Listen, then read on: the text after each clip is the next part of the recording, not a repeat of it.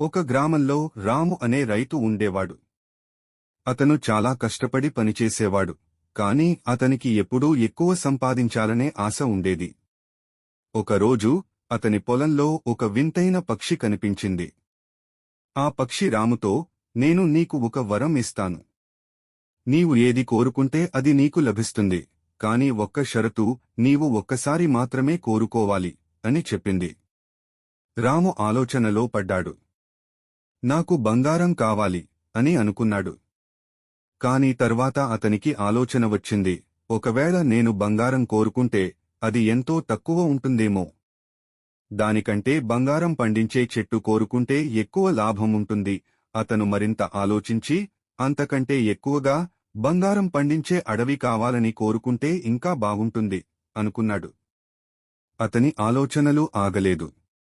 అడవి కంటే ఒక రాజ్యం మొత్తం బంగారంతో నిండి ఉంటే నేను ప్రపంచంలోనే అత్యంత ధనవంతుడిని అవుతాను అని ఊహించుకున్నాడు. రాము ఈ విధంగా ఆలోచిస్తూ సమయం గడిపేశాడు. చివరికి పక్షి అతనితో, "నీకు ఇచ్చిన సమయం ముగిసింది. నీవు ఏమీ కోరలేదు కాబట్టి నేను వెళ్తున్నాను" అని చెప్పి అక్కడి నుండి ఎగిరిపోయింది. రాము ఖాళీ చేతులతో నిలబడిపోయాడు. అతని అతిలోభం వల్ల అతనికి ఏమీ దక్కలేదు. అతిలోభం ఉంటే ఉన్నది కూడా పోతుంది. సంతృప్తితో ఉండటం నేర్చుకోవాలి.